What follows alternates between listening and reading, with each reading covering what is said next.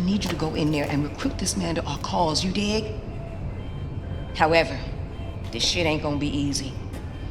Nazis got this great fucking wall all around New Orleans. Heavily armed guard towers, and the coastline is riddled with mines. Impossible for the U-boat to navigate. But you know what? Fuck them anyway. Because we got something else.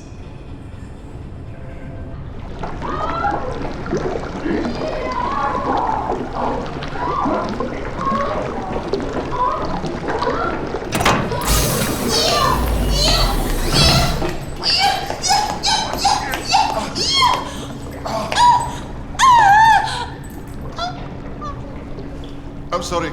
Did you need this boat? I never thought that I would actually intro one of my YouTube videos like that, but I thought that it was just too hilarious not to. So today I'm bringing you some brand new footage of Wolfenstein 2, the new Colossus. This video is sponsored by Bethesda, and I went down to their offices again to check out the game some more and go through a couple of new levels. If you remember, a couple of months ago I did a preview on this game, and it was the level with the wheelchair and as you're walking through Nazi-occupied New Orleans. And this level you're seeing here is much more further on into the game, and you have to head to the boulevards and find this guy called Horton who pretends to be a priest even though he isn't actually a priest, but he wears the uniform anyway. It's kind of crazy. There's this absolutely mad cutscene where he gives BJ, that's the main character, some whiskey. I think it's like a really powerful concoction of whiskey, and he drinks it, and then it's crazy. I don't want to spoil it for you because the cutscenes and the writing in this game are absolutely hilarious, and you all get drunk together whilst there's a guy playing the clarinet whilst Nazis are shooting at you.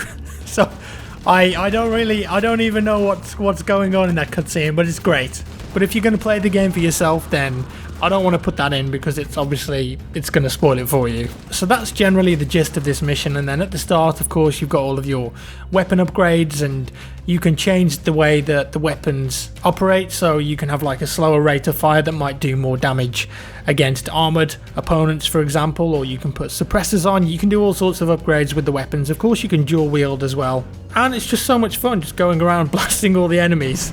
That one looked quite painful though, throwing axe to the genitals. I don't think he's going to get those back anyway.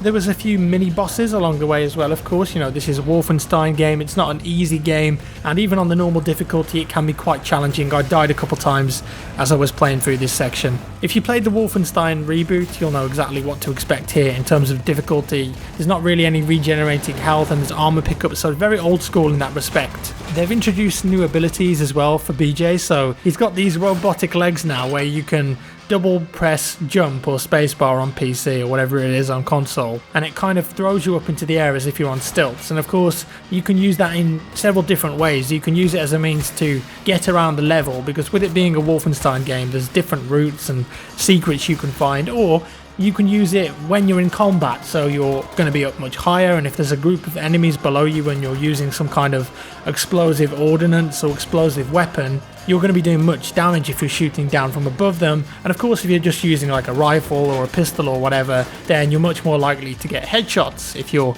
up above them, so that's going to deal more damage and make things a little bit easier for you. So eventually you do hook up with this Horton guy. Like I said, the cutscene is mental, and he gives you access to a Panzerhund. If you've played the first game, if you've seen any of the trailers, you'll definitely recognize this thing. It's basically a robot dog with metal chomping teeth. It's horrible, and you wouldn't want to come up against it in real life. I don't think they're real. Fingers crossed they're not. But this one has actually been flipped over, so you can ride around on it and use its flamethrower on the front. And there's this whole section of the game where you're just riding around on a Panzerhund and setting fire to anyone that stands in your way. And of course you can get off it as well if you want to explore. If there's a commander, like here for example, the commanders set off alarms if they hear you or see you, and then unless you kill the commander, it's going to be kind of like an infinite respawn of enemies. So you've got to go find the commander, kill him, jump off the Panzerhund, jump back on, and then continue down into the sewers to dispense some more justice. So all in all with this demo, I definitely had fun with the game. It was on PC as well, and I have to say that this game looks absolutely gorgeous. Some of the lighting effects and reflections in particular, very nice. Of course that fire effect as well just looks ridiculous. So you know, Machine Games, the developer, they obviously know what they're doing with this game. And from what I've played so far, the gameplay is very fun, just as it was in the previous game. And I'm happy to say that the writing and the cinematics are still just as good and funny as they ever were. And that's about all I've got to say really. I don't want to show you guys too much because like I said, there was quite a fair few spoilers in what I played. So I've cut up the best bits for you here. Let me know your thoughts down in the comments below, guys. If you enjoyed the video, give me a thumbs up. If you didn't, a thumbs down. Subscribe if you want to see more, and I'll see you